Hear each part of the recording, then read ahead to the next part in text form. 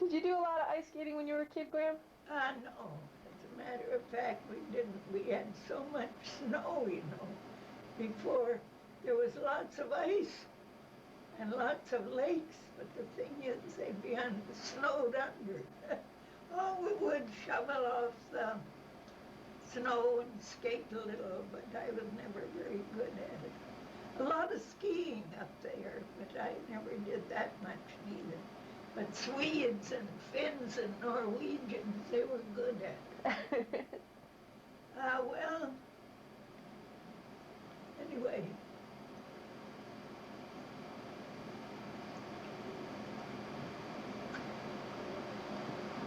You know, it's New Year's Eve right now. So is it midnight? Yep, January 1st, 1993. Happy New Year! Happy New Year! Well, so far, have you enjoyed your trip west, east? I sure have, Grandma. East from California, anyway.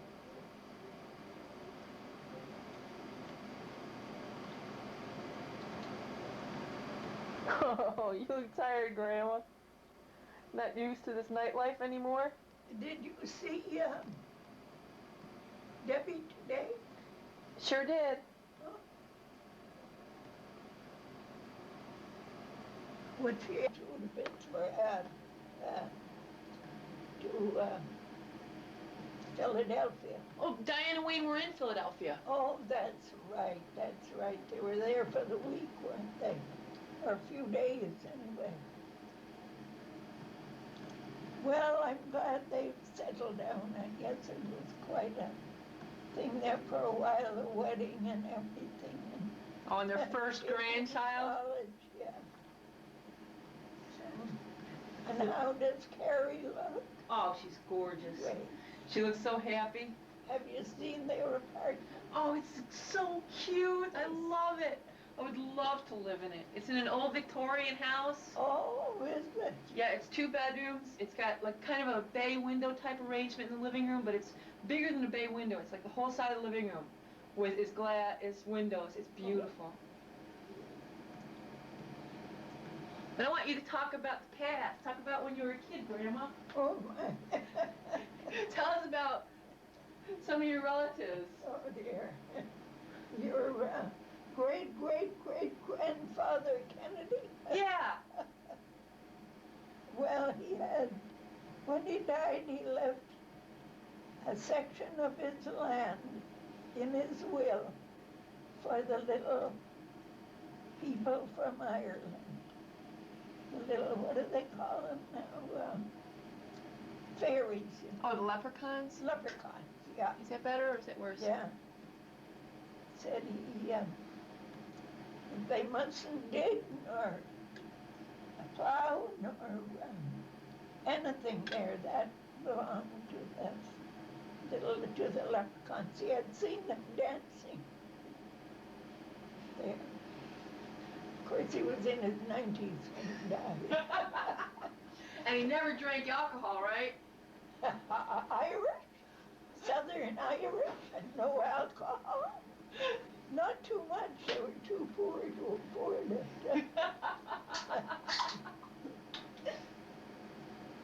I got a beer. Okay, I'm Southern Irish. Me a cup and Pepsi. Most assuredly. And I don't know the Diet Pepsi from the others. Do you want regular or diet? Oh, just regular. Okay. Thanks. How many brothers and sisters did you have, Graham? Oh, well, wait a minute. No. This is a real shambles. Oh, Graham is still cleaner than my house. I was waiting for someone to come and clear it out, somebody that could see. My eyes are a little better, but I think that a prescription the doctor had given me, not the latest one, but the other, was hard on the eyes because my sight was so blurred I could hardly see. Oh. Oh, no wonder you didn't want to take them. I still want to know, how many brothers and sisters did you have? Oh, Well, my mother had quite a few children, but diphtheria and things in those days, that was very hard on families. So there were just four of us that grew up. Well, my older sister, Emily, was 11 years old when I was born. And so, is that music? Tell me. Yeah, it was, but I think it's gone now. Hope. Gosh, what kind of music? It's the same thing. Well, I guess they wanted to celebrate New Year's. Oh. And look, is there anything I can get for you? Oh, no, Grandma, I'm fine. You can even have some salmon. There's some left. I know you're getting rid of that salmon, Grandma. I had a lunch tonight, salmon and 2 slices of bread. And at 18, my sister got married. Of course, I was still little. And to Ed Ross. And nice guy, we liked Ed. And they had 2 sons. And times were hard, about jobs and all. Well, came 1914, and my brother-in-law, Ed, was considered 100% physical, even his teeth were good. And so he was one of the first to be sent over to Europe to fight the Germans. And we liked Ed. He was a nice brother for us. And, but the Germans had used that gas, and it was sinful, the condition those men were in when they came back. So when he did, why, his mind was what it should be. And very soon my sister was scared of him, and the kids got frightened, And of course a veteran's wife had no sympathy. All veterans were heroes, They came back from the war. But his health was not good. And so she got scared. Well, they had lived, she and Ed and the kids had lived in Detroit, Michigan, in this country for a while. And before 1914, I guess that was 1912 or something. But times got bad here, so they went back to Canada, where my folks lived. And so my sister took the children and left. And never heard from her again, or the boy. Of course, they were not very big, you see. So what happened? At first, we didn't think anything of it because or not much, because she had told my mother that she had to get away. She was scared of Ed. And the kids were, they didn't want to come home. She'd have to go looking for them to get them home and to bed. They were scared of their father. And it wasn't that he meant to be inhuman or anything. He just couldn't help it. His mind was gone, going. And so anyway, first we didn't think much of gone. And we thought, well, she's, that we'd find out where she was when she got ready to let us know. And times were hard on this side of the border, too. For a Canadian to come here, it wasn't, to the States, it wasn't easy. And the other way around wasn't easy either. They didn't have all that welfare then. And she wouldn't have wanted welfare anyway. And so anyway, then, I went on to teaching, and there were country schools, you know, I'd be away from home for months on end. My sister Alice worked as a waitress and also, doing book work for the restaurant wherever she worked, you know, the boarding houses, mostly they were in mill towns. And so anyway, then we began to get worried, you know, started writing here and there and find out if, you know, if anyone knew anything. Never found a trace of her nor the kids. So, of course, they had, it was rough, very, very bad. And so, my sister Alice, I know until the day she died, she was hoping to get some news somewhere. But she said she stopped telling people about it because it sounded so weird. It all happened so long ago. Well, that was Emily. She was a very pretty girl. And it was tragic. The name was Ross. So that is Ed Ross, you know, and of course her name was Gray, like mine, you know.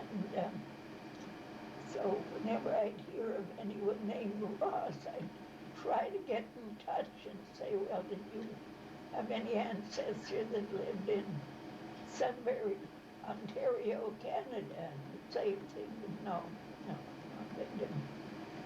And saw things that someone suggested that I advertise in a magazine. I did. I got some answers, and they'd want $1, you know, for the information. Send $1, that's the end. And but that was one way to get them. But times were rough, such as we people know nothing at all about.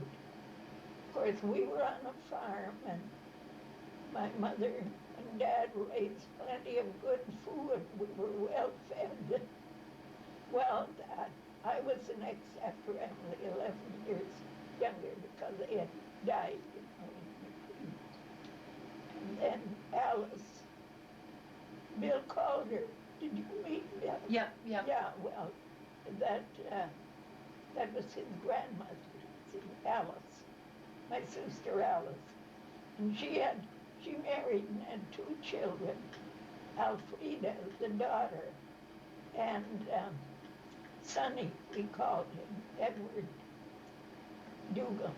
And Edward went over in World War II, couldn't wait to get to France where the action was. Belgium, as a matter of fact, I think. And first time out on tanks, he was killed. So, of course, that really threw my sister. No, her son gone. Yeah. Well, Alfreda had married young, and she married, Bill called her, older, nice looking, but I don't imagine too easy to live with, and maybe Alfreda wasn't either. But anyway, I guess Bill was just,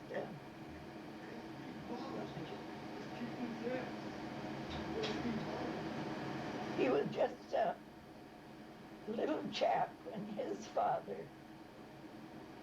got caught up in World War II. They were a fighting family, as you see. And he got back from the war, and, well, they lived together for a while, and that didn't work very well. They went their separate ways temporarily. And I guess they liked Billy well enough, but Alfreda was, well, they never did seem to settle down as they should have. And so he went swimming one day. I mean, Big Bill, Big Bill called him, and as we called him. And a good swimmer too, but for some reason he died in the water.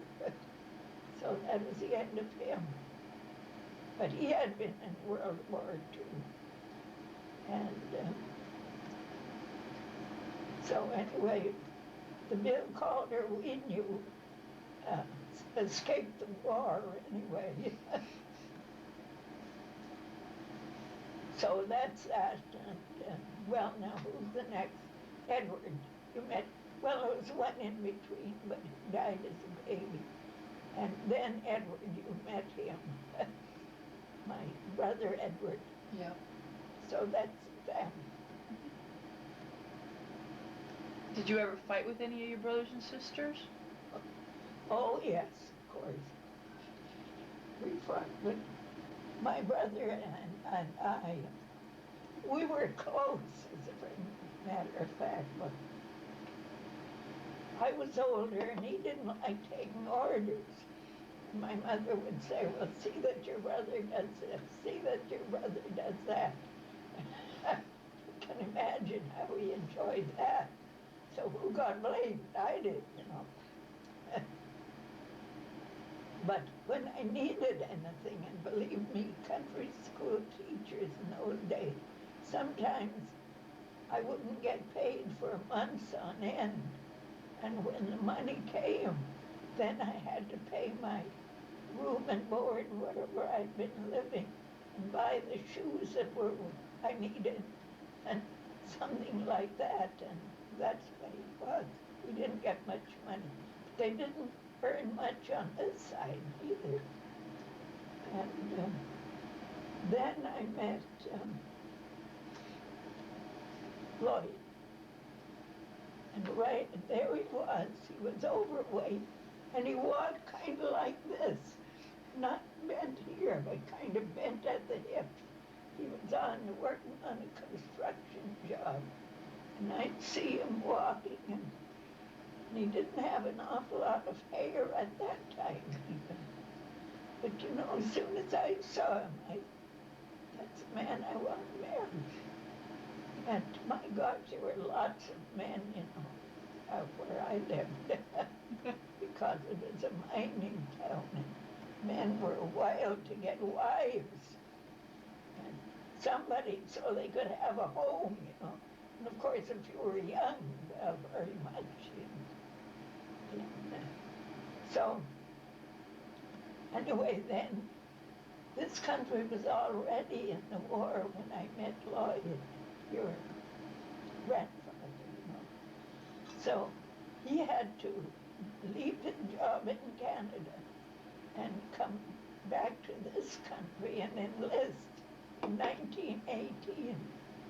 And that's when they had that Spanish flu and so many died. Well, he got the flu and he was one of those that didn't die.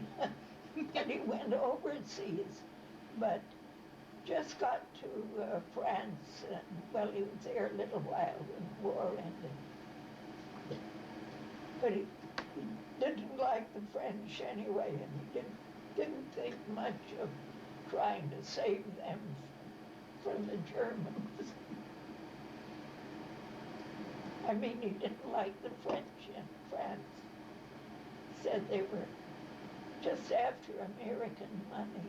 Of course, I guess they were. They resented our being there. And the only women they saw were, the kind they shouldn't have seen.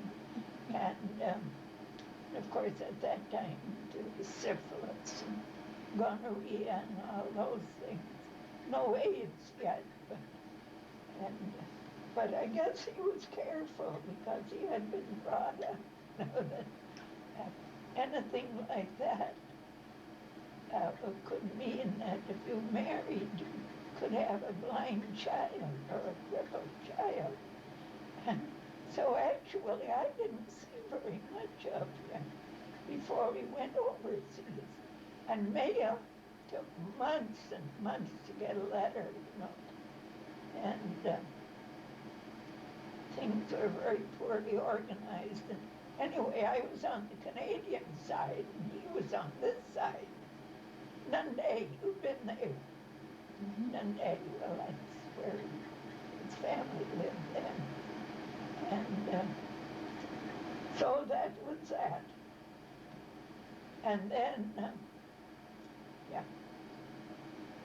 and then World War II, why, my brother signed up to about the same time as Sonny did. Sonny knew, only Sonny was young, of course. He was sent to France right away, or Belgium, wherever. And my brother was, and many, many other Canadians were sent to Scotland. And but he used to get over to England to meet Sonny, and he'd go out on a bash, you know, beer drinking. Well, then Sonny joined the tank corps, and he didn't last. Well, in the meantime, Joyce had finished, you know, your Aunt Joyce, the one you know. Your daughter? Yeah, had finished her course at General Hospital, and she was a qualified graduate nurse. So she signed up to go to with the unit, you know, and that left Rochester. So she was stationed in England for a while. So when I wrote to my brother, I told him that Joyce was there. And listen to this for a minute. Of course, Sonny was already dead because he was killed on the first trip out with his precious tanks in Belgium. And my brother wanted to meet Joyce, you know, and take her out to a restaurant or something. She wasn't any beer drinker. And he believed he couldn't see her because she was an officer and he was just a private in the Canadian Army. Mustn't be seen on the street together. Can you believe that? No. And there was one girl there, a nurse, that Joyce knew well. That's when they were in England. And she had a brother in the American Army. She couldn't walk on the street with her brother because he was lower rank. See, she was a lieutenant. All American nurses were made lieutenants, and by Roosevelt. But I thought that was one of the funny things. And so then Joyce, the war ended finally. Joyce came back, went to work in a hospital in Buffalo, met Hub, they got married. You know the rest. That's it. They had 2 kids. They still have them. Graham, how did you get enough education to become a teacher? Oh, simple. When I was not quite 13, I'd been going to a country school, and if I do say so, I could learn. I had a lot of things against me, but I like books, you know, reading, studying. So, we went to a country school, and of course people there were poor, you know. But in the country, at least, we had lots to eat, because you could grow beautiful vegetables, you know. And in the summer, there were blueberries and chokecherries. No pears up there, you know, no peaches up in the suburbs. And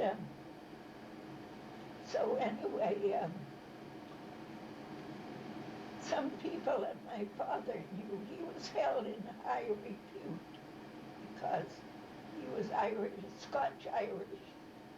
And of course he had gone to school as a child. Not too long, but at least he could read and write. And a lot of Canadians couldn't, no schools. And on this side too. And so anyway, of course I didn't know anything about it then, but a lawyer friend of his suggested that I get to town and go to town school and pass what they call, well, and anyway, it was an examination, and that admitted you to high school, no less, you see, because not many went to high school. They didn't stay in grade long enough, for one thing. And anyway, there was only one small high school in town. So there were two people that had met our family, and they applied for me. I was 13 yet. And one, there were men in the family, husband and wife, and I don't know, nephew or son or something. I vaguely remember that visited them. So my father talked it over with my mother. Of course, they asked me if I wanted to go. Oh, yeah, I want to go to school because I couldn't learn anything more in the country school. And see, the teacher didn't have to teach anything beyond the 7th grade. And 6th grade, in fact, so I was just killing time with it. So they said, so anyway, my father and mother agreed that somebody could stand me. I guess there were times they were glad to get rid of me. And the one that had the men, I probably would have preferred that one. And why my mother ruled that out. She said she's too young, to be under strange supervision.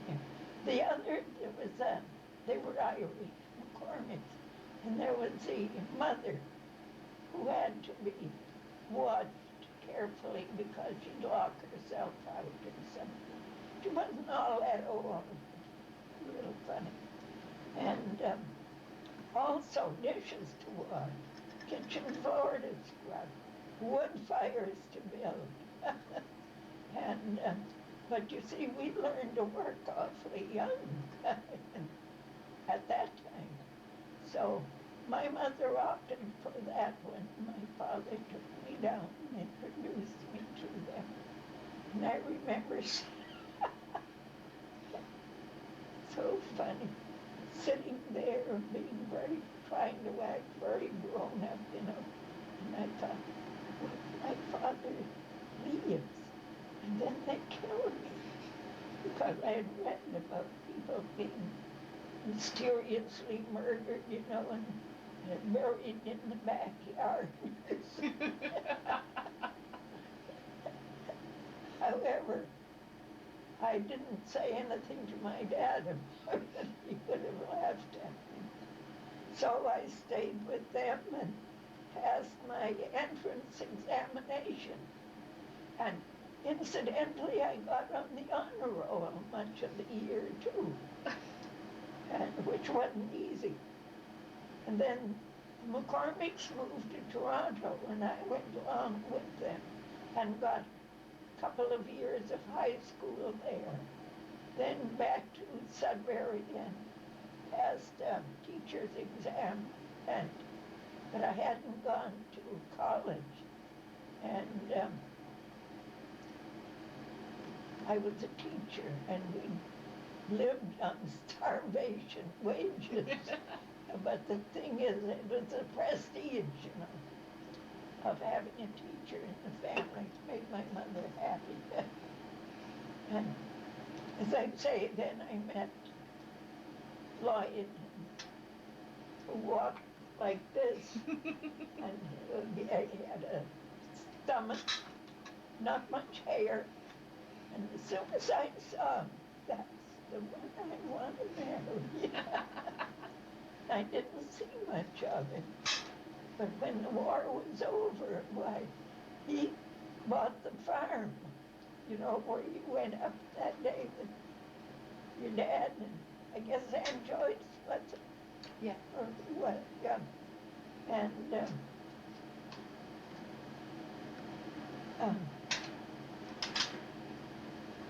oh, where was it? They bought the farm? Yeah, Lloyd had bought the farm. Louis talked him into it. Louis? His sister, Lloyd's sister, Louis. Of course, she wanted to keep the little brother near them, you know, instead of going west or someplace. And so in the spring, while Lloyd wrote me, telephones were out. We didn't make long distance calls. Most people didn't have phones anyway. And asked me to meet him in Toronto and we'd be married on the Canadian side. You didn't need 3 days notice nor doctor's okay or anything at that time. You see, that is right after World War I. And I didn't even mention it to my parents because I knew they wouldn't like that, although I was over 20 at that time, you see. And so I wrote and I said there wasn't any hurry and no, I didn't want to do that. My parents would want him to come up and marry me in somewhere. No wedding, a big wedding, nothing like that. But I did buy a mail order blue dress and and we were the Catholic priest, of course Lloyd was not Catholic, but he would have been happy to marry me in the Catholic Church. He said, as long as I promised or gave my word that I wouldn't try to convert him to Catholicism. And I said, I knew I wouldn't do that because I knew my parents well enough to know they didn't approve of anyone being forced into any religion. And my mother was a little sketchy about the Catholic Church being any better than anyone else. And so anyway, went to the priest, and the priest wanted us to wait. You see, I was Catholic, he was Protestant. And the priest wanted us to wait until he contacted the bishop. So we went back to my mother's and to the apartment in town. And my mother said, well, she didn't want me to marry Lloyd. My father didn't like him. For one thing, he was an American. And so anyway, that's what he had mostly against him. But Lloyd had potatoes that he was afraid would freeze here, you know, not with him. And so anyway, finally, to my great surprise, my parents said, oh, and we said, you'd have to wait a few weeks until I contact the bishop. Well, my parents knew about cases like that, and of course the Catholic Church always needed money. So they'd end up by getting, you know, money out of those deals. And the bishop had to give his okay, so that cost $50 and something else cost $100 and all that sort of thing, you know. And they thought that would be a shame as far as the Catholic Church was concerned. But money was scarce there. They had to get it any way they could. And priests did like to eat. They liked their wine. And so anyway, the priest said, if I refuse to marry you, what will you do? And so I said, you go to a minister. He said, well, then you're no Catholic. get out of here. So we did, and went to my mother's and to the apartment and told her the sad tale. We couldn't get married, and to my great surprise, she said, go ahead and get married. And because she knew with all the men around there, I wasn't interested in marrying any of them. And there were lots of men, you know, mining and lumbering, and men came from, but they came from Sweden, from France, and Ireland, lots of them from Ireland, Scotland, and they didn't all want to marry me, but there were enough of them. And so anyway, we went to a Methodist minister, and he married us, and I have a marriage certificate to prove it. So now you're here. So that's the story.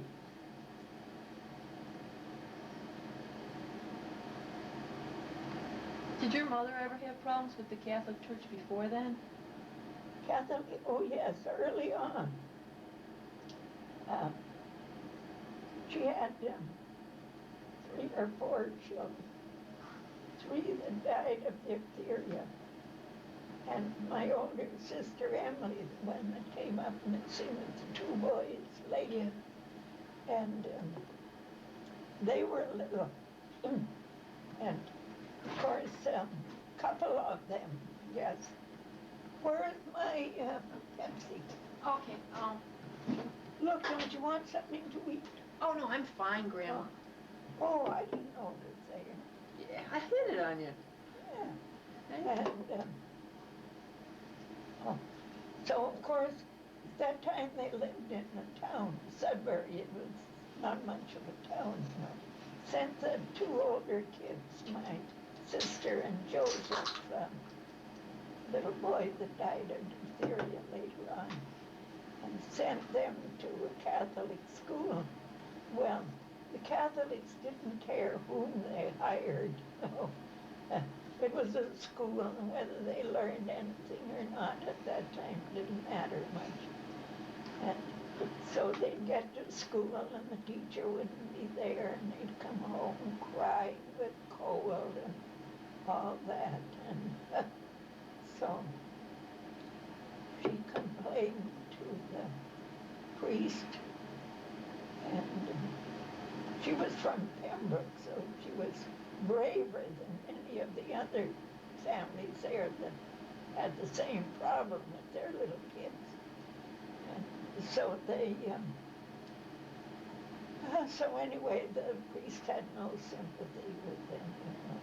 And so anyway, she took the kids out and sent them to a public school where, well, they didn't have to, the teachers weren't college educated, but they didn't have to hire just anyone the way the Catholics did. And so the priest went to see her when he found those 2 kids were missing from the class.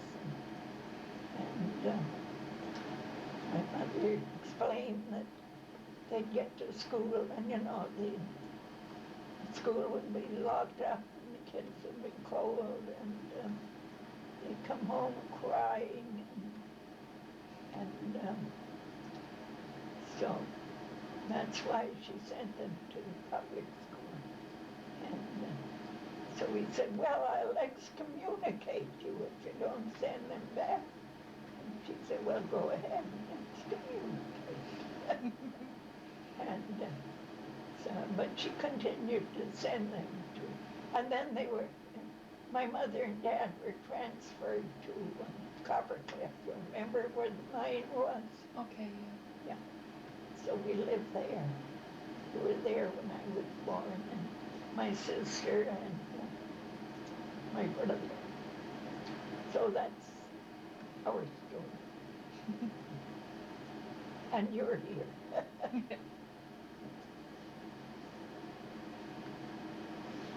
How did Aunt Joyce meet Uncle Bob?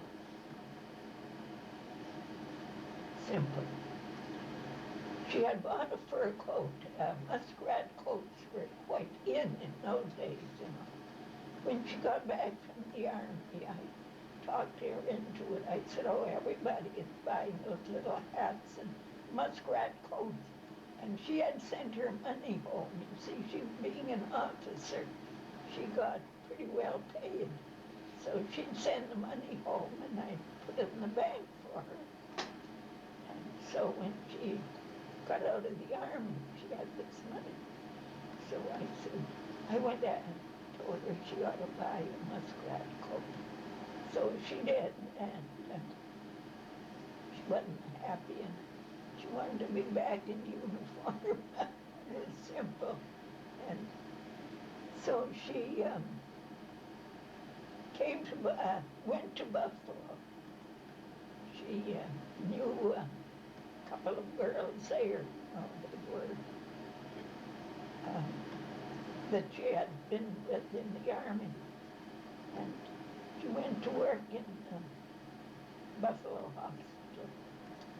And so, in the meantime, the coat, which she hated, she put in storage and got back into her army coat because that's all she had was that army coat and the fur coat. She didn't like that fur coat. So anyway, she had gone to a theater. And I guess I know Hub had seen her anyway, because she had an apartment on Elmwood, very, very small. It was hard to get a room even. She didn't have an apartment, she had a room. And, well, I guess a small apartment because she made breakfast there anyway. And, but Hub had seen her, you know, but of course he couldn't just walk up and accost her. They didn't do that to nice girls, even army people. And so she had gone to a theater that night and she was wearing her army coat. So of course that was, Hub had been in the European sector too, you know, on the, and so anyway, I guess he asked what unit she was in or something like that, and but there was no hijinks nor anything, and then the next thing, Joyce brought him to Rochester so so her father could meet him. I could meet him. She was even as old as she was. She was scared her father would disapprove of him. Funny, wasn't it? Although she'd argue with her dad like you wouldn't believe. But yet she valued him, but he'd been a good husband. And so, oh, she had called me. Oh, no.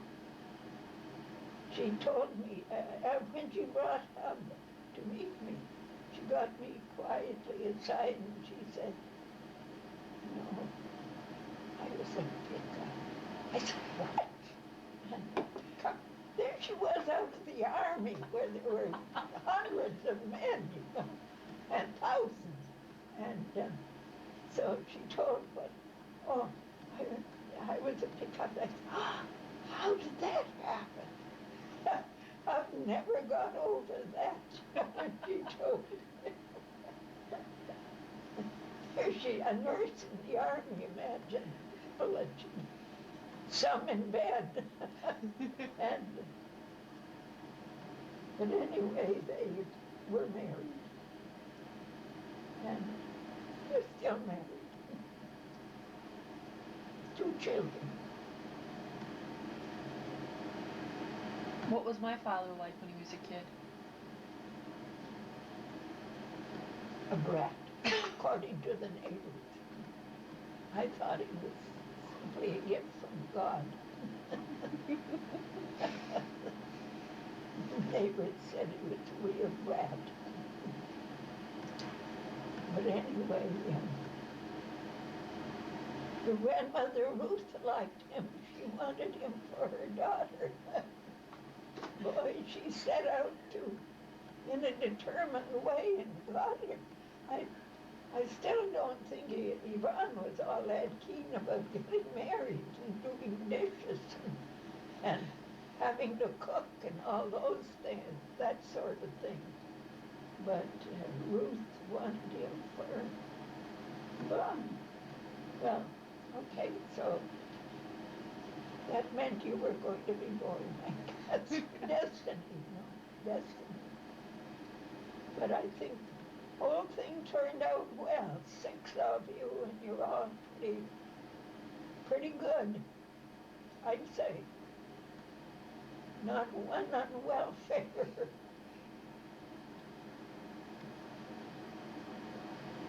When did you first meet my mother? Oh, well, Ruth had parties for the kids. She was very good with young people.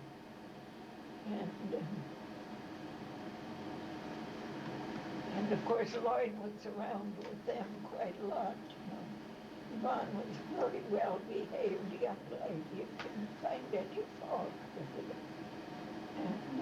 But she was young. And I'd try to talk to her, wait a year. And she'd start to cry. And I was working at Sibley's at the time. And it was hard to get, you see, the war was over, but they hadn't converted to civilian things yet. And so maybe sheets would come in, or pillowcases in the assembly, and the clerks would kind of hide a few things for us, you see, that work there. But the thing is, they wanted to keep them for customers. So the customers would keep coming to the store. And so I'd come home with a pair of pillowcases, and Yvonne would spy them, and she'd want them. So anyway, I'd start talking to her about waiting another year, She'd start to cry, and I'd say, oh, here, how would you like these pillowcases for your new home? Oh. But Yvonne was a darling. She was pretty, she was kind, she was good, and there was nothing outlandish, well, she wasn't your Aunt Karen. So, that was Yvonne, but I loved her deeply. Very pretty girl. And well, you've seen her picture there. And she had, she said, oh, the way she handled that wedding gown. I guess her grandmother made that. I know she did, Lena. And but she certainly had a nice big wedding.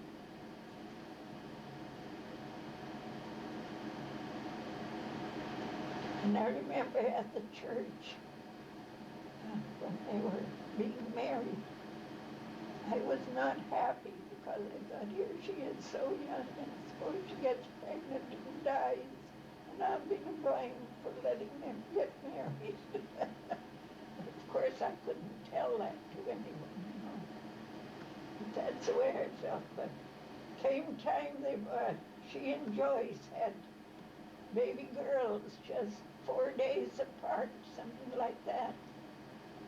Carol Lee and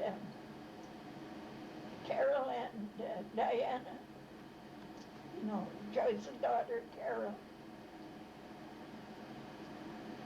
And you met Carol. Yeah, I went to Carol Lee's wedding. Oh, that's right. And wait a minute, where am I fixed here? Yvonne had Diana. I met Joyce her had, too. Joyce had Carol. And 4 days later, I think it was, Yvonne had Diana.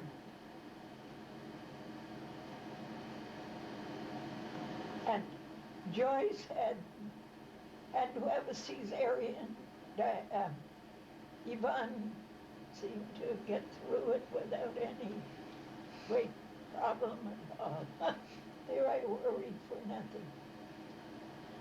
But they were young, you know, and it wasn't easy trying to make a living and pay the rent and buy food and all.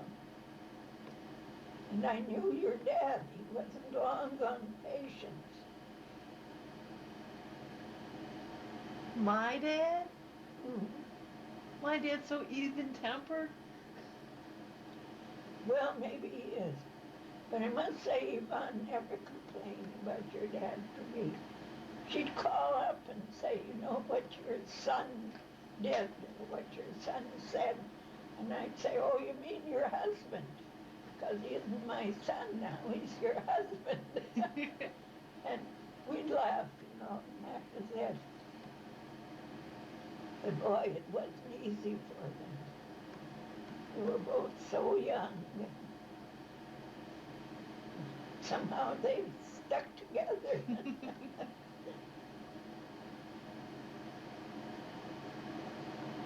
And Walt was a big, Walt would call me. Then I got a job on the switchboard. And after they were married, you know, with the telephone company. I worked in a small town. Oh, you wouldn't remember that. Near Batavia. Okay, yeah. Yeah. And there's a picture somewhere of my Pavilion? apartment there. And they had Mildred Rowe was there. And not Ruth. And Lloyd. And you kids all fell for Lloyd, my husband, you know. You kids liked him. And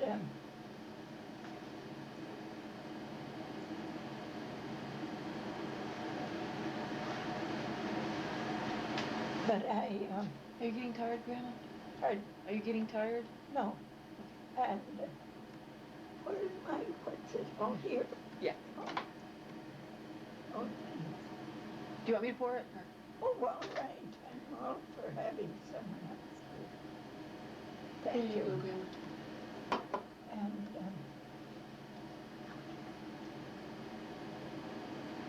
oh yeah, so Walt would call up and tell me, say, he's a little too hard on the kids. Those kids are little.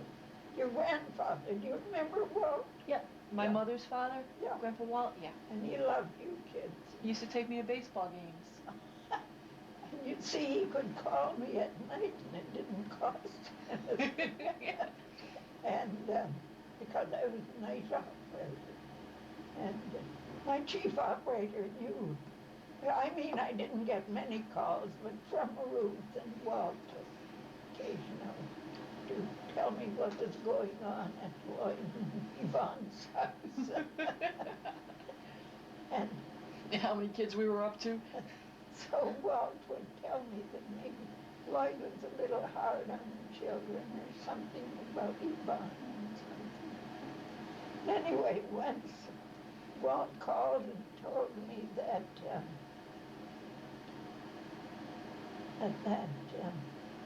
Lloyd had, after work, it seems he had 2 jobs, maybe 3, I don't know, in a gas station or someplace or other. And afterwards, he'd stop with the guys and some game or other they had, not gambling, but I don't know what it was. I never knew much about games anyway. And so Yvonne would be alone with the kids. Well, maybe it was only an hour or so, but Yvonne wouldn't suffer in silence. And so anyway, he told me about it. And I said, oh, well, I'm not going to let on that you told me. I said, I'll just find out for myself. So I waited till Yvonne and Lloyd were together, and of course I was there, you know. And so Yvonne said something about you stopping over at Mother McRae's or wherever it was, and this game they played. And I said, oh, you do after work? And well, yes, Mom. And I said, oh, you're supposed to be home with Yvonne and the baby.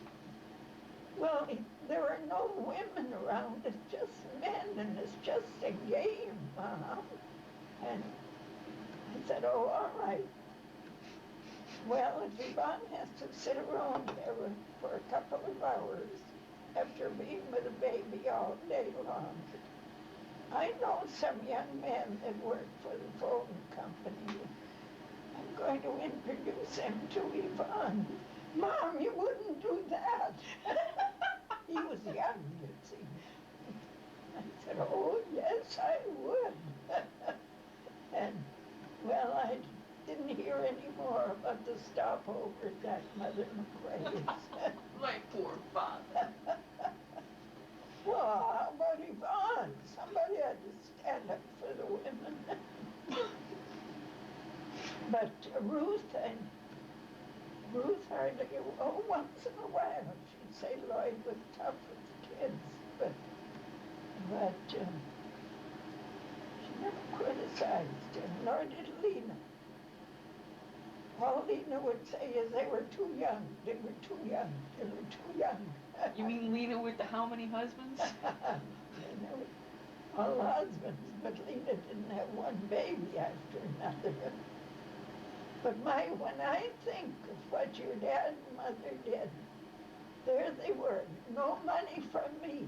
I didn't have it. My husband didn't have any money, and his health was poor. And I know that Highlands had no money. Ruth was always broke. And they moved from one place to another.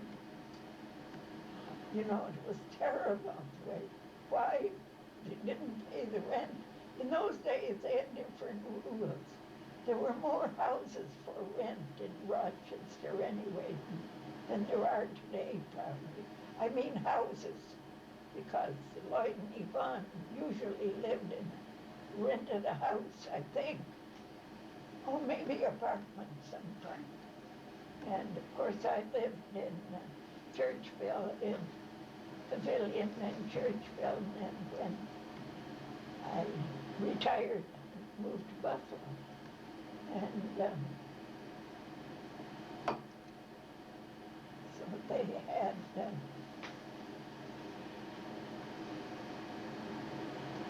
so it wasn't easy for them, I know. But never got any complaints about times being hard or anything. Of course, I knew that. But Ruth had no way with money. What do you mean? At the time that they were married, well, shortly after, Walt had his job with vouchers. And, I'm talking about Lloyd and Yvonne's wedding. Oh, okay. A marriage, not Walt. And they had, let's see,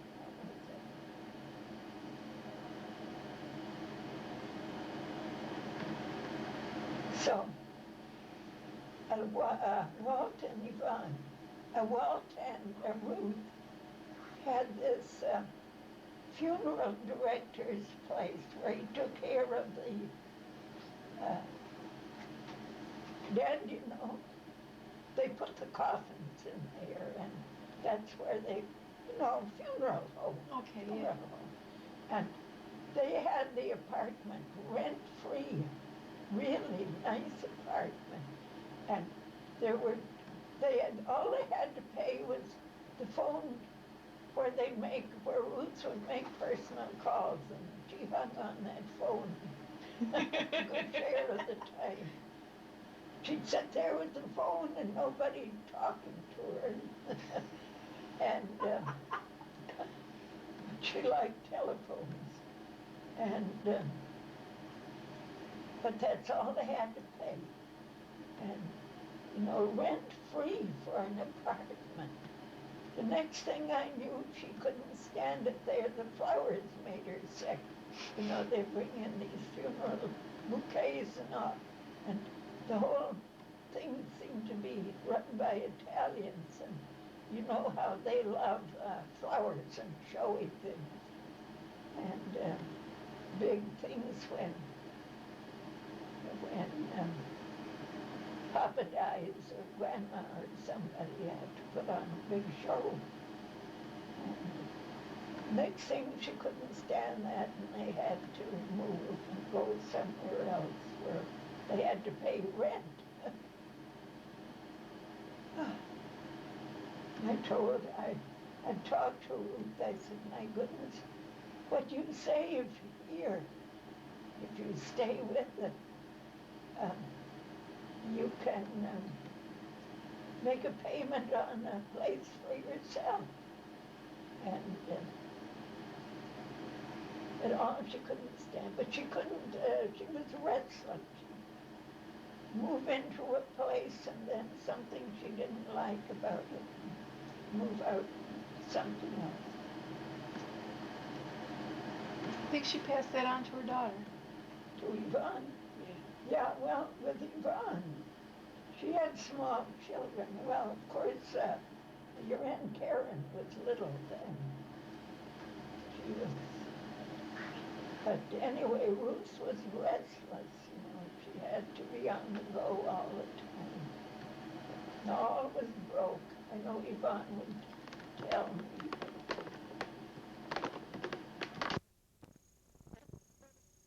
Jason got with the bank. Oh, I know. Helping. Bank. Oh, I know. It helps him through college at the same time.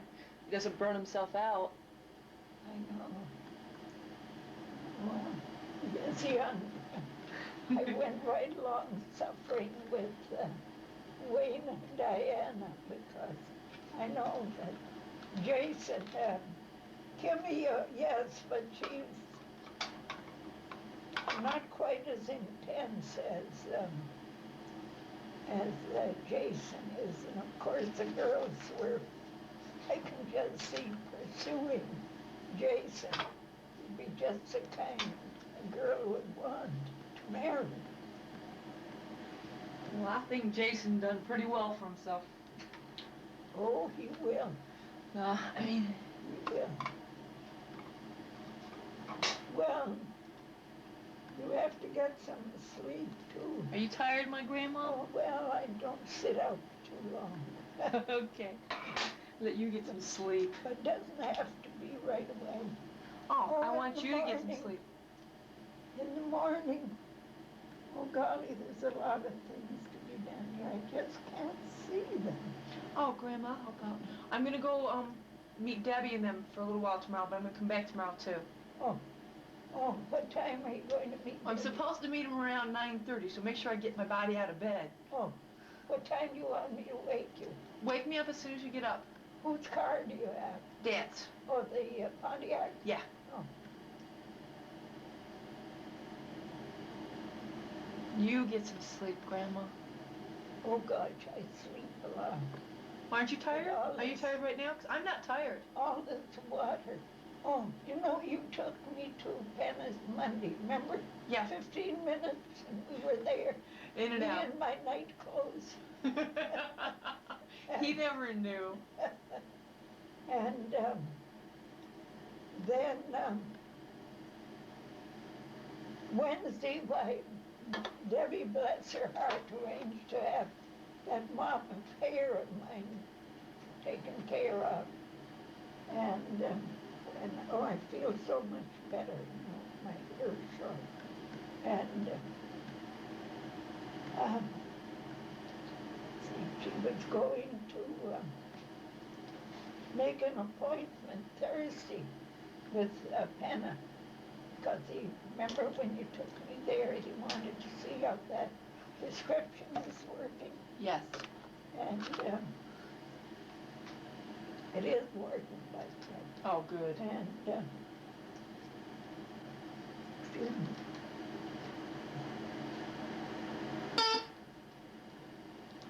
Well, I guess the only thing is press the button, the last one.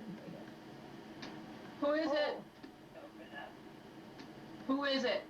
Who's it? Who is this? Looking for Joe. Joe? You alright? Wrong apartment. Thank you. They've been doing that right along. Police here yesterday. Not police. Yes. You better double check that, Grandma, because you don't see too well. They could say, that little peacock, what do you think I can see in it? I've only one eye, and that isn't very good. You couldn't tell if it was a policeman or a policewoman or Attila Hutton, Graham. Who are you kidding? Well, I haven't heard of any frightens here. And,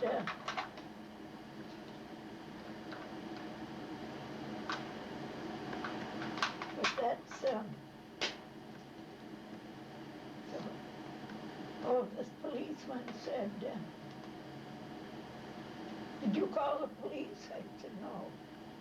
And you didn't? I said, no.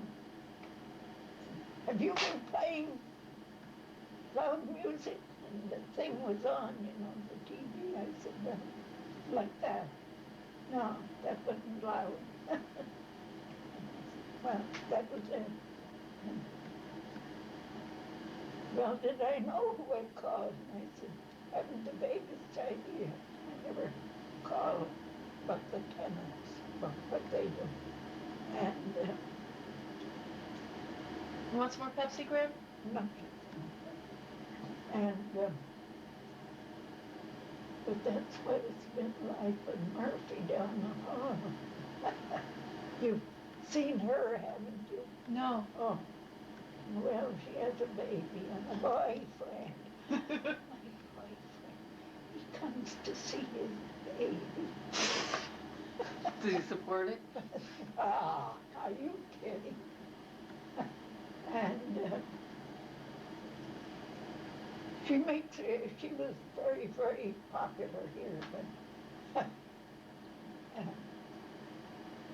she finally took the hint, and she comes in occasionally, but she doesn't make it a second home. Good Grandma.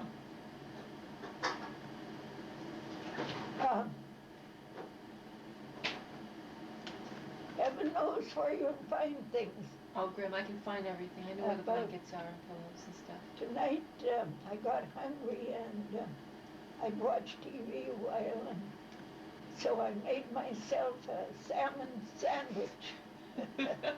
Just salmon, nothing else, and bread, of course. Boy, that smoked salmon, that is good. Expensive, though. Not cheap, right? Not Like cheap. Marty says, not cheap. Not cheap. Well, they're getting along all right, aren't they? Oh, they sure are. Good.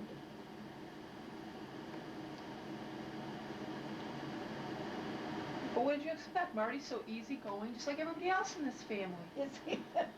Is he easy going? You know the way he is. More than me, I think. Well, he's affectionate.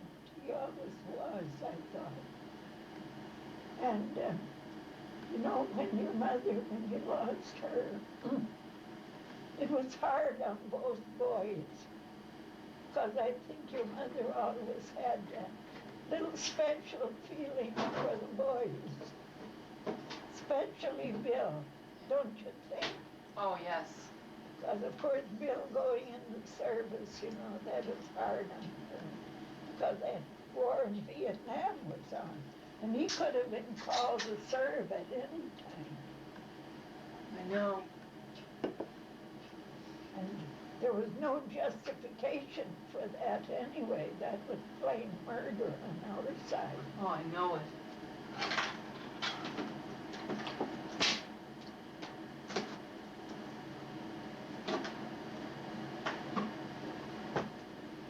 So what time do you want me to call you if you're not up? Oh, Graham, get me up anytime. But if I'm not up by 8 o'clock, definitely kick me out of bed. When I think of you getting me to the doctor's in 15 minutes. Monday, was it? Yeah. Monday morning. Well, then Wednesday after the permanent, Karen was elected to bring me home. So Hannah couldn't see me on Thursday, so he had to make it Wednesday.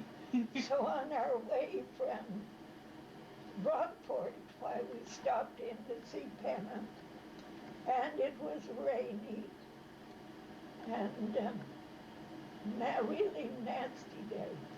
Oh, yeah. And of course, with all this water I was carrying in my legs, why Karen practically had to drag me along. Oh. Wet outside and wet inside. And then the doctor ordered X-ray pictures of my lungs, that there might be water on the lungs or water on the brain or something. And so we had to go down and wait for that. Not too long, but poor Karen in and out of the rain and park a car far away from the door. Oh, what a time. And rain. She was soaked. No, she was wearing a raincoat, but she didn't have anything to cover her head. She'll catch your death of pneumonia. Well, she moves around so fast. Someone called me from social services. I said something about my granddaughter had to do the paperwork. Oh, she does? Oh, you're lucky. And I said, yes. Oh, you help from the family. There were 3 of you this week. You, Deb and Karen. They all say I'm fine. Of course, Lloyd has been wonderful. Graham, I think all your grandchildren and your kids love you. Well, thank you. We're kind of partial. Well, I suppose, you know, I think of people that go to nursing homes and kind of leave the family to their own devices, but I like being alone. Having a bathroom to myself, that's nice. Oh, sheets and towels, you know where they are. Yeah, Graham, I know where they are. Yeah. I was going to say you can have the bed, but I don't think you want it. No, I want your couch, Graham. I like your couch. I washed the sheets this morning and changed the sheets on my bed.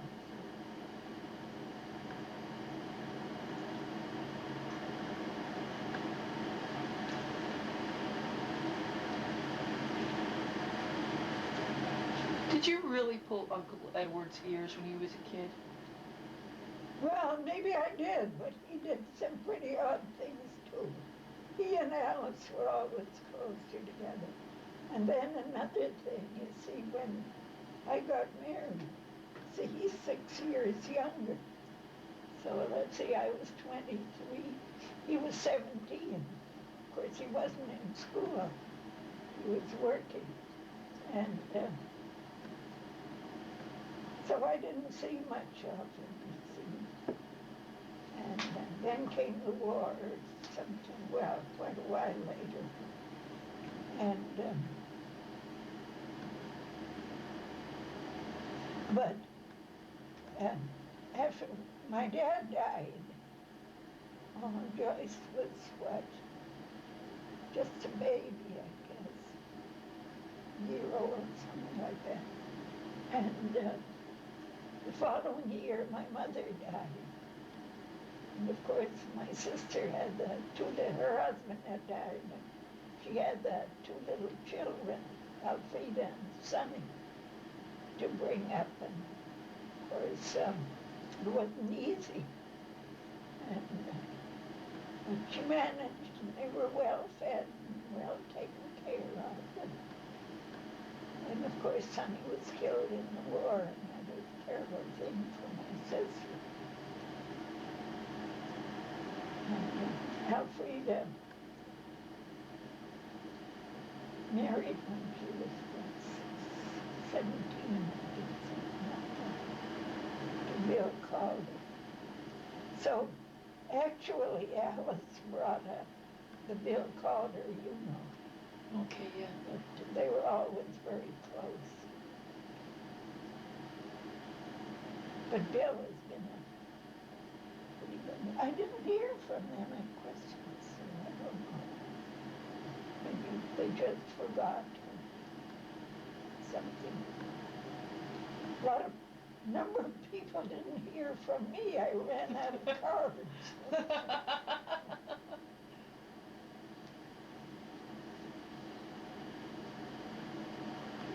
And Debbie's so busy, you know, and then she didn't feel very well.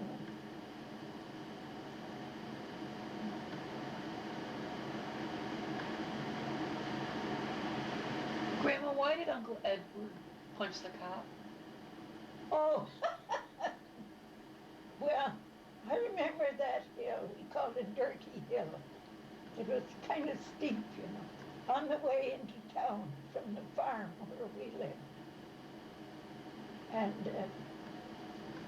so my brother was driving along, and he saw this policeman hitting a man. So it seems the man had been beating his horse because the horse refused to, well, he was balky, as they said, he wouldn't move. The horse, I mean, not the man. And so the man was beating the horse.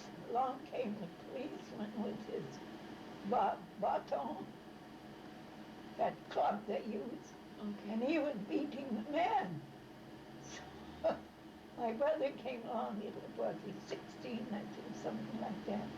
So he started punching the guy. Along came a policeman and arrested Edward. Tossed him into the jug for a few hours.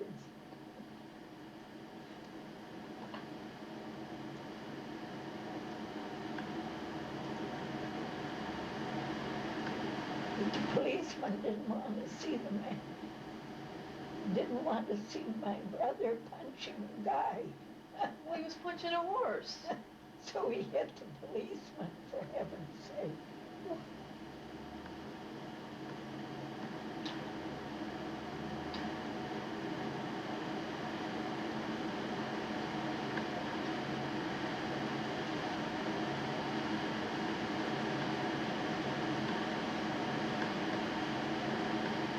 Were your parents born in Canada? Oh, yeah, they were, yeah. My father on the Allumette Island. And remember when we were visiting Bill Calder? Okay. We were looking that up on the map. It's in the Ottawa River. It's an island, the Allumette. Allumette is French for match. Match, you know, the kind of strike light. Okay. Yeah. And You want some more Pepsi? I, Do you want some more no, Pepsi? thanks. Do you want to go to sleep? Pretty soon. Okay. Because I don't sit up. Well, I don't want to keep you up too late, Grandma. Oh, that's not the point, because I spend a lot of time in bed, but I keep my feet, Yeah, I want Like you, I that. want you to get your feet up. and, but it is getting better. This is, Now if you keep your feet down, this it's is going bad, but not as bad as it was. That was loaded all the way up to the knee. But your feet looked better when I first got here. So maybe we should let you... Yeah. Yeah, definitely. Let's get you... Oh, yeah, well, that new, there they are, those two, excuse me, Oh, your new prescriptions? yeah, they're there somewhere. They're together. Yeah. Oh, you and Gloria read off what I was to do about it and all that, Yeah, and I you should- memorized that. I take them together anyway. So Okay. I'll You- take two early take them early in the morning Okay. on an empty stomach. And, because I'm supposed to take a glass of water with them. But yes, I can see a difference already. Okay, good. You're supposed to take them with food. Yeah, Okay. I do. Okay. But also that big glass of water. I know. And I'm no water drinker, but I do. Oh, by the way, I put glasses and stuff in the dishwasher, so, The doctor said your feet were better? um, well, I know they're better because I can feel it. You know, this was hard all the way up to my knee here. What about your other foot? Yeah, not quite so good, but better than it was. They were both just hard. No water. Yeah. And this one is exuding fluid. Yeah, I can see that. Yeah. Where that comes from, I don't know. And don't tell me that you think I'm leaking from nowhere. Grandma, I know better. Let me see it. Let me see it. I want to see Well, your feet. use Kleenex, because don't touch that stuff. Oh, so you like sleeping. Maybe that's why this one's better, Grandma. The water's draining out. Oh, it might. Maybe we should put a spigot in your foot. Hey, it sounds like a deal. Fun. Let's put your... If you're not going to go lay down now, let's put your feet up on a footstool. Are you going to go to bed and lay down and get your feet up for a while? What? You should probably put your feet up for a while, Grandma. Oh, I'm going to bed, because Okay. I spend a lot of time in bed. And sheets and they're clean. Towels, washcloth. So, what time do you want me to wake you? What time are you going to get up, Grandma? Oh, I never know. Okay. If you get up at 7, get me up. But if At you, 7? yeah, if you don't worry about it. I just have to be up before 9. Oh, well, But I'd like to get up with you whenever you get up tomorrow. all right, if you have time, you have good eyesight. I wish you'd check over those cards and those that I want to keep for Debbie to read. Or if you want to, like, I don't know if there's anything that would interest you there. And the one from Paul McKeown. Oh, yeah, I'd like to read that. Yeah, and of course I have to answer that and mention Lena's medical problems and say nothing about my own, about my legs. Yeah. That's not a very good topic. And that's what yeah, and then I don't try to keep cards. Okay. Just once in a while, a few.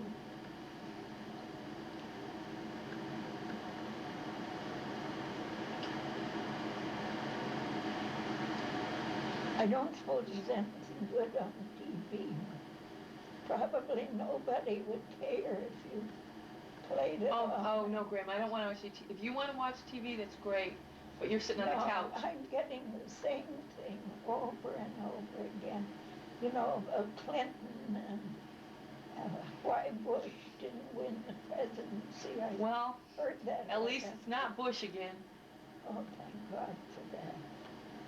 Boy, when I even see him in Casanova or wherever, gives me the chills and my creep back. Well, what about that? No good.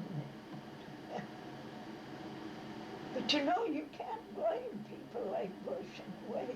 Like Marie Antoinette, Queen Louis's wife in France in the 18 something or other. Why, then he's been used to going to the bank and drawing out $10,000. Yeah. He can't understand why I can't do that. He didn't tell me so, but I get the idea. And, but no imagination. And Barbara is the same way. There she bragged, you know, before he when he was up for election, about the false pearls. She has real pearls. She isn't wearing those imitations. But for a while, she wore that mess, you know, around her neck and pointed out, they're imitations. Sure, $5, $10.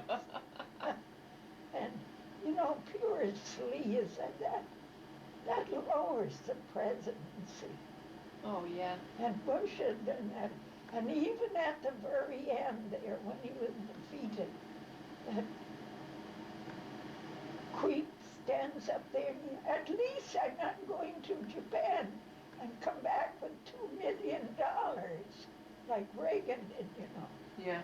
Because Reagan didn't do what he thought he ought to do to get Bush elected. But you know, made no dignity at all. And a slam like that at Reagan, I know Reagan was a zero, but why not let bygones be bygones? That's about the lowest this country ever sent. Bush or Reagan? Both of them, because they were put in there by a bunch that wanted to run the country. And they did. They made it easy for people of their class to steal from the S&L, which has to be paid.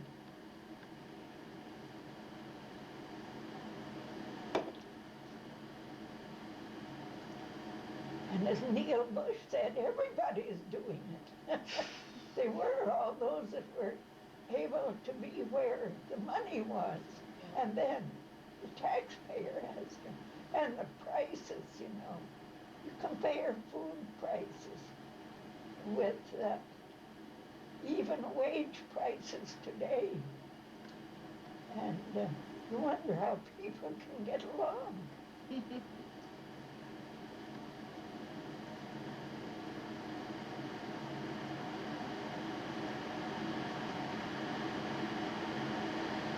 Oh, did you go shopping yesterday? You and Debbie and Karen? The place was closed, Graham. Oh, it was late. Well, no, it's not open on Thursdays. What? Where we were going shopping. Oh. It's a craft show type thing. Oh, that's where you were going. Yeah. And it'll be open, it's gonna be open tomorrow. That's why I have to make sure I get up in time. Oh, I see, yeah. I don't dare stand with my sisters.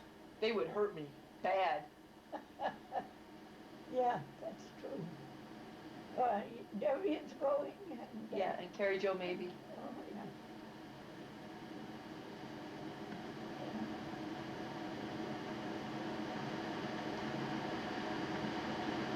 Well, Wakefield fits in nicely. It sure does.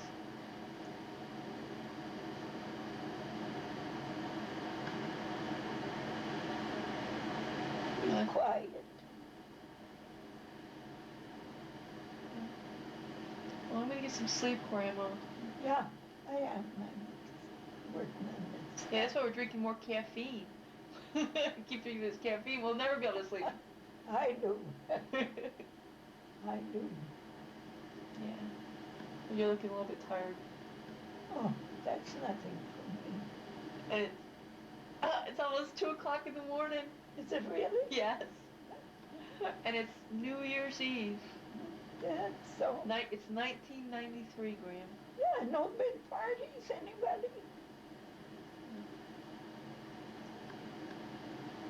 What about Bill and Sue parties? I left. We were playing Trivial Pursuit and it looked like I might lose. I'm not sticking around for that. If I'd been winning, Graham, you wouldn't see me for 2 days. No. Oh, I must get a card for her. I probably don't have a card, but write out a check for $11 for Dan. Oh, for his birthday? And, yeah, Okay. because it's Tuesday, you say. Yep. And so it's got to be mailed. Let's see, what's tomorrow? Friday? No. Yeah, What's tomorrow's this? Friday. Oh, today is Friday. It's after Oh, midnight, yeah. so yeah.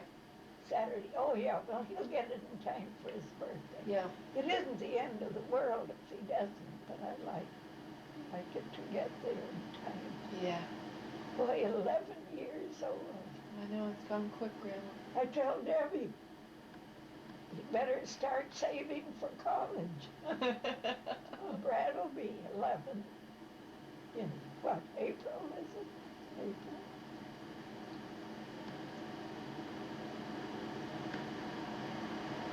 Well, they're all bright kids, and of course so are Marty and Donna's children. That's heredity, Graham. And Shauna, oh boy, your dad. You know, Marty always thought when he was growing up that your dad favored the girls. I mentioned that to Diana. You know, I mean, after you lost your mother. Diana said, well, yes, because he felt the girls needed protection. And the boys could manage on their own. But Diana was a big help there. But the thing is, they were transferred, you remember, when you lost your mother? Yeah. To someplace or other. And then from there to Pennsylvania. Yep. She had a life to start.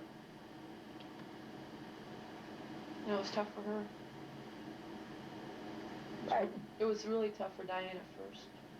Oh, me. Leaving everybody or all her friends or yeah, family. Wayne too. Oh, both of them. Yeah. You know, some men, they want to get away from brothers and father. Well, his father was dead, but Wayne is a family man.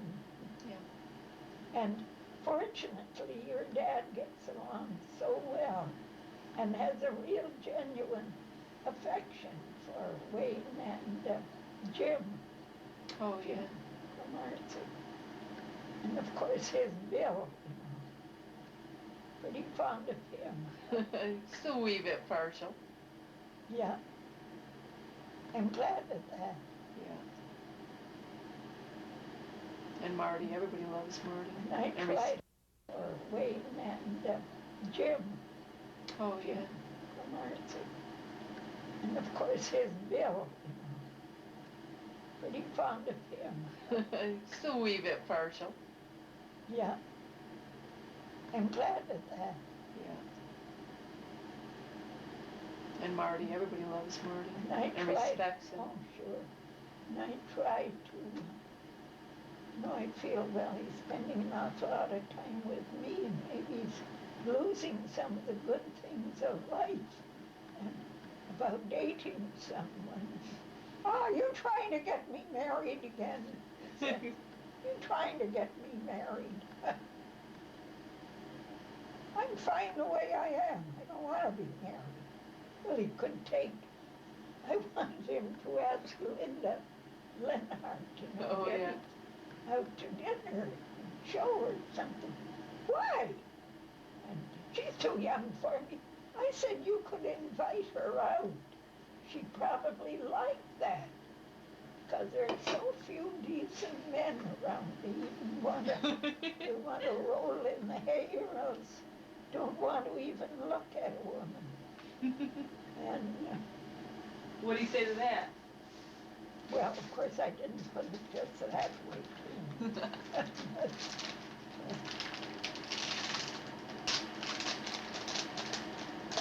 Yeah, in the morning, I'll wake you up if you don't mind and sort over those cards. It's a shambles. There's paperwork to be done there, questionnaires to answer. And of course, Debbie has been busy, and so she should be. Yeah. But Debbie has been a profound help. She's so good and so quick, so knowledgeable. She took on that PTA business, and last week or so your father said, I told you, that she was giving it up in May. Said, I told you. She said, I know. They're always looking for someone to do the work. And there was Debbie willing with a car. Never mind that they don't pay for the gas. She has to pay for that. Great.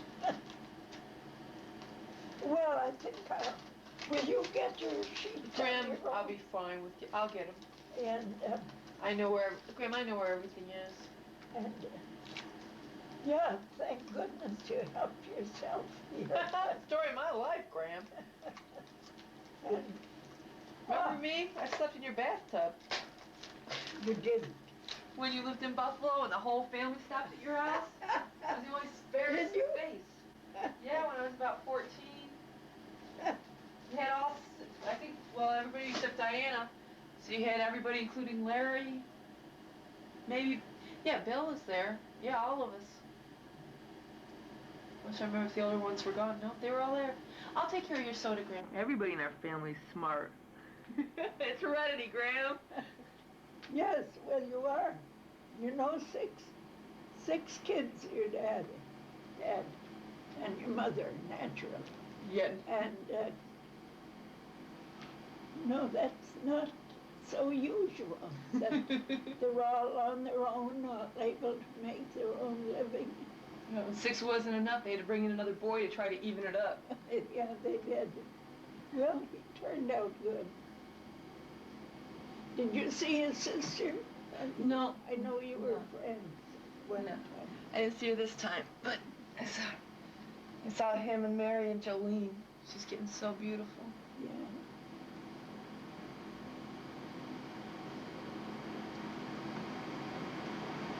So what is he? Is he my 4th cousin, 15 times removed, and my brother at the same time, or? Oh, you mean Larry? Yeah. I don't know. On your mother's side, there was some connection, and someone explained it once, but I got kind of caught up in the generations there. Well, I know he's Flora's grandson. So how's Flora fit in? He's Flora's, what's his mother's name? Merle. And Flora was her mother. Yeah. Is Flora still living? Yeah. Oh, good. And I don't know how you're related to Larry. I know it's not too close.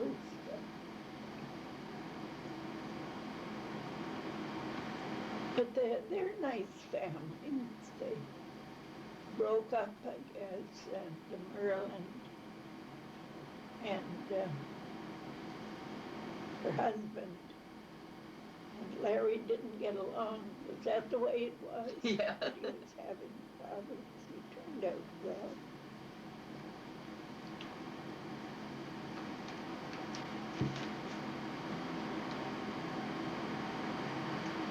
I suppose not easy for him trying to make a living where they are. Oh, in Wolcott? Yeah, well, doesn't sound like a very large place. Mary is still working, I suppose. Yep.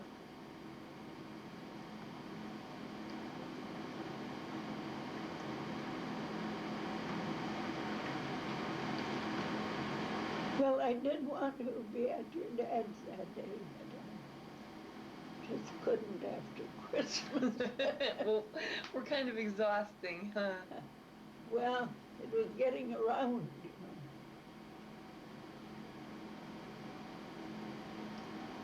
I noticed when there's all that fluid, it kind of slows you up. How old were you when you came to the U.S., Graham? 23. We were married Friday and took the train. Planes weren't popular for travelers in those days. What year was it? 1920. Now, of course, there were planes and there were people traveling in them, but not ordinarily. And so we got on the old CPR in Sudbury and came to this country. And I got sick, yeah.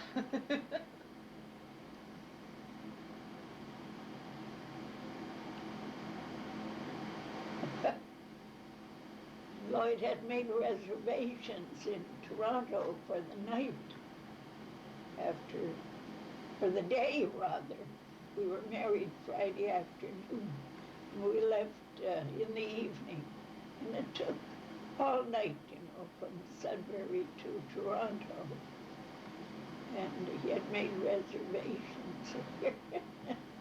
And so anyway, after our first day in bed, I wanted to go back to Sudbury. Forget about being married. And I went walking along the street. Lloyd had gone somewhere. And I thought, no, I don't think I'd better take the train home. I better give it a try.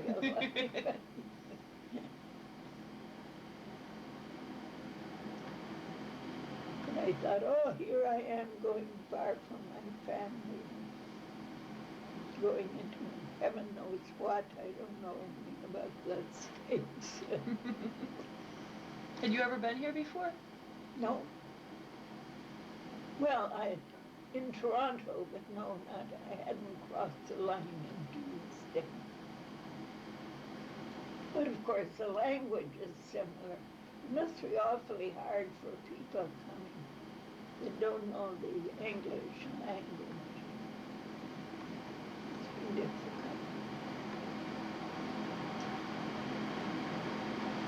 Is that the first time you met anybody from Grandpa Mac's family? Yeah. Yeah, he took me to meet his father and mother, and I was so nervous, you know, how my mother-in-law, I knew the man part of the family, that'd be all right, but didn't know about a mother-in-law. I never had one before, and I was nervous about it. I would say, well, don't be nervous, she's nice. So, anyway, he introduced me to his dad first, I think. And his dad had whiskers. So we were used to kissing. I don't mean a lot of kissing, but kissing each other, you know, like an aunt or an uncle. So I kissed him, and that made him happy. And he introduced me to his mother, and I kissed her like on the cheek or something, you know, we weren't lip kissers. And I remember she went like that. See, she wasn't used to it. They weren't the kissing kind. I thought, oh, I started out wrong. But we got along fine. I had the greatest respect for my mother-in-law. She was a very brilliant woman, very smart.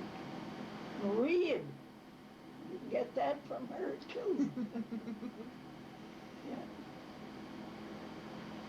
And discussing things like things in the Bible and that sort of thing. Very alert. But her daughters, they just didn't get along. My mother-in-law was not a good housekeeper, and I wasn't all that good neither. But she and her daughters would she'd keep things around, and they'd try to get her to get rid of them. Somebody had given her a bunch of Easter eggs all colored, I guess she still, they'd still be around if I hadn't disposed of them. So the daughters would try to get rid of those. Lord, she must have had about 20 of them around that the neighbors had given her, because I can't see her painting those, or whatever they do with those eggs. And so they get in a muddle, Louie and her mother, and Una, when she was renting. And so I used to go there to clean house because my mother-in-law was a terrible housekeeper. I'd go there to clean for her, to watch windows and do a lot of work. I didn't kill myself, and she was very good to me. And Joyce and her grandfather got along beautifully. Oh, he just loved Joyce. And he had these whiskers and all. Joyce liked him, whiskers and all. Of course, she was little then.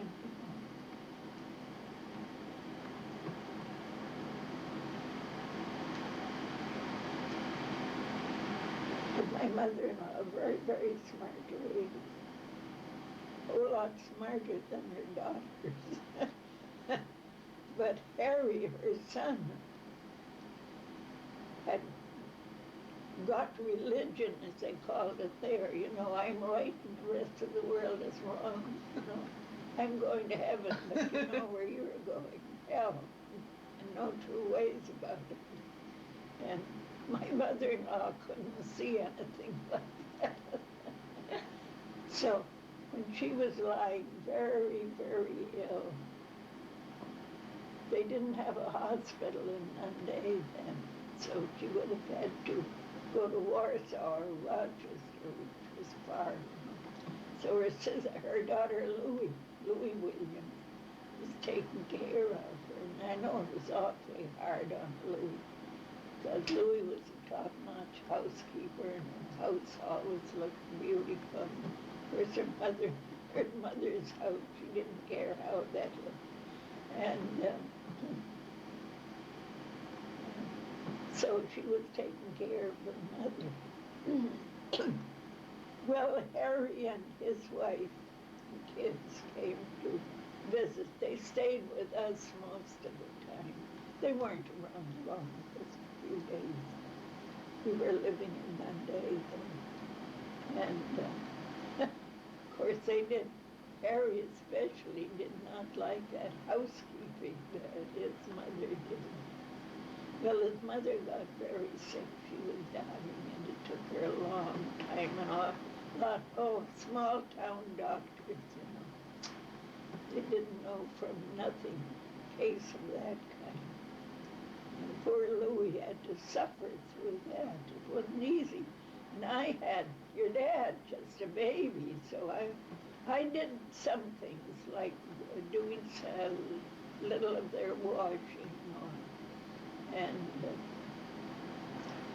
so anyway, of course Lloyd's mother was not easy to get along with. She was in pain all the time. And if they fed her pain pills, she knew it. Yeah, they're running. She was completely changed, her personality. Oh, she was in pain. And anyway, Harry condescended to come from wherever he was preaching and see his mother. Stayed with us most of it, a few days. And anyway,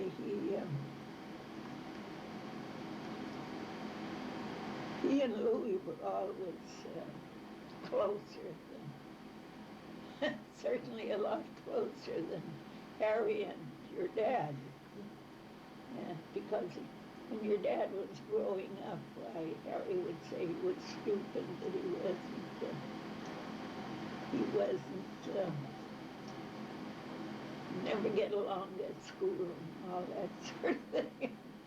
Lloyd never forgot that either. Grandpa Mac? Well, yeah. No, wait a minute, I'm getting, see, what was your dad? Yeah, your dad and, no, not your dad was my son. Yeah. Oh, I'm telling you, these generations go, your dad's father, that was Alec. And that was my mother-in-law's husband, I know that far. And so anyway, Harry was talking about his mother, and he said, she's a lost soul going into eternity. His mother. That is how deep his religion was. And, but Harry was Lloyd's, Harry was,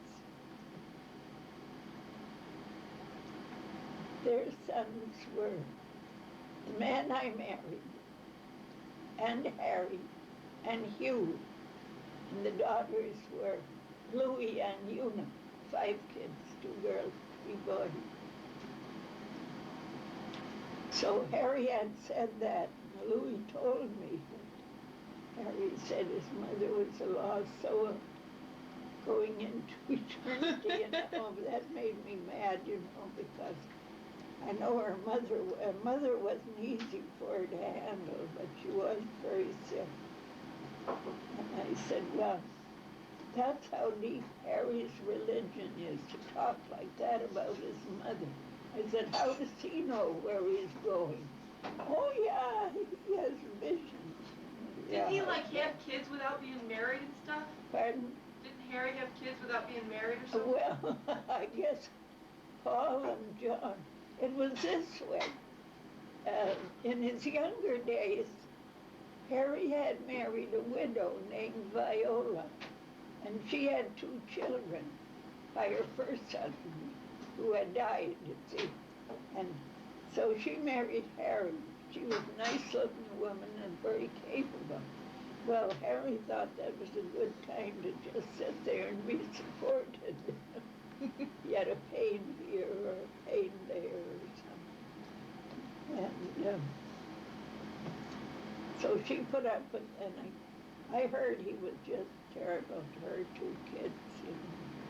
He didn't want to do any work himself, so thought the kids ought to do it all. You know. And, Hello? Aunt Joyce? Yeah, it's Pat. oh, Hi. Great. Happy New Year.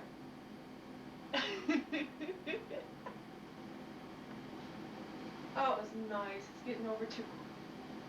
I got here last Saturday at 10 o'clock in the morning.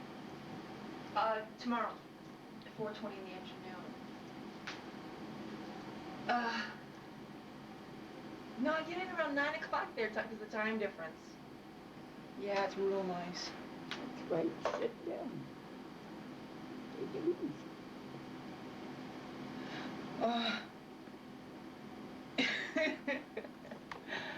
I almost turned around and went unholy 3, whichever way you want to look at us. Oh, no. Well, my turn in the bathroom. Oh, okay.